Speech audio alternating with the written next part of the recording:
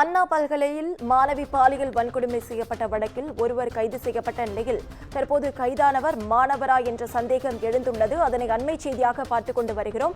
இது குறித்த முழு விவரங்களை வழங்க செய்தியாளர் சுப்பிரமணியன் நம்மோடு இணைப்பில் காத்திருக்கிறார். சுப்பிரமணியன், வணக்கம். விவரங்கள். அண்ணா பல்கலைக்கழகத்தில் மாணவி பாலியல் வன்கொடுமை செய்யப்பட்ட வழக்கில் ஒருவர் கைதாகி இருக்கிறார். கைதாவனுடைய பெயர் விவரங்களை கூட காவல்துறை தெரிவிக்க மறுத்துவிட்டது. அவர் கைதாகி இருக்கக்கூடியவர் மாணவரா என சந்தேகமும் எழுந்திருக்கிறது. அது தொடர்பான முழுமையான விவரங்களை காவல்துறை தெரிவிக்க மறுத்துவிட்டார்கள். இதற்கிடையில் மாணவர் சங்கத்தினர் அண்ணா பல்கலைக்கழகத்துடைய நுழைவாயில் பகுதியில் முற்றுகை போராட்டத்தில் ஈடுபட்டுக் கொண்டிருக்கிறார்கள். அது மட்டுமல்லாமல் நுழைவாயில் பகுதியில் அமர்ந்து தர்ணா போராட்டத்தில் இப்போது ஈடுபட்டுக் கொண்டிருக்கிறார்கள். அவர்களிடம் போலீசார் பேச்சுவார்த்தை நடத்தி கொண்டிருக்கிறார்கள். மேலும் இந்த பாதிக்கப்பட்ட மாணவியிடம் போலீசார் விசாரணை நடத்தி கொண்டிருக்கிறார்கள். திங்கட்கிழமை இரவு இந்த பாலியல் வன்கொடுமை சம்பவம் என்பது நிகழ்ந்ததாக காவல்துறை தரப்பில் தெரிவிக்கப்பட்டிருக்கிறது. பாதிக்கப்பட்ட மாணவி நேற்றுதான் காவல் நிலையத்தில் புகார் அளிக்கிறார்.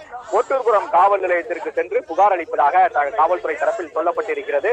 ஆனால் இந்த மாணவி புகார் அளிக்கக்கூடிய விவரங்கள் முன்கூட்டியே காவல்துறை அதிகாரிகளுக்கு தெரிய வந்திருப்பதாக தகவல்கள் வெளியாகி இருக்கிறது. ஏனென்றால் அந்த மாணவி புகார் அளிக்க வரும்போது கோட்டூர்புரம் காவல் நிலையத்தில் பணியாற்றக்கூடிய நுண்ணறிவு பிரிவு காவலர்கள் மற்றும் உளவுத்துறை காவலர்கள் அங்கிருந்து வெளியேறும்படி அதிகாரப்பூர்வமற்ற ஒரு உத்தரவு பிறப்பிக்கப்பட்டதாகவும் அதன் அடிப்படையில் அந்த புகார் அளிக்கும் போது யாரும் காவல் நிலையத்தில் இருக்கக்கூடாது என்றும்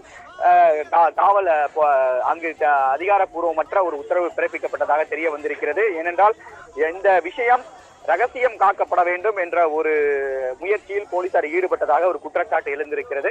இது தொடர்பாகத்தான் அரசியல் கட்சியினர் பல்வேறு அறிக்கைகள் மூலமாக கண்டனத்தை தெரிவித்துக் கொண்டிருக்கிறார்கள்.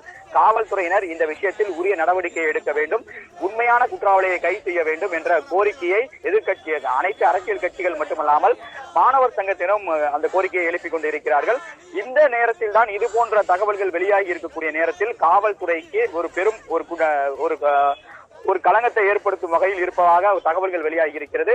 ஏன் உளவுத்துறையும் நுண்ணறிவு போலீசாரையும் காவல் நிலையத்திலிருந்து இரவு நேரத்தில் இருக்கக்கூடிய பணியில் இருக்கக்கூடியவர்களை வெளியேறுங்கள் என்று உத்தரவு பிறப்பிக்கப்படுவதற்கான காரணம் என்ன என்பது ஒரு கேள்வி எழுகிறது. இந்த உத்தரவை யார் பிறப்பித்தார் என்ற சந்தேகமும் எழுந்திருக்கிறது. இது தொடர்பான தகவல்கள் வெளியாகி காவல்துறை உயர் அதிகாரிகள் துறை ரீதியான ஒரு விசாரணை நடத்த முடிவு செய்திருப்பதாக தகவல்கள் தெரிய வந்திருக்கிறது. களத்தில் இருந்து தகவல் அளித்தமைக்கு நன்றி சுப்பிரமணியன்.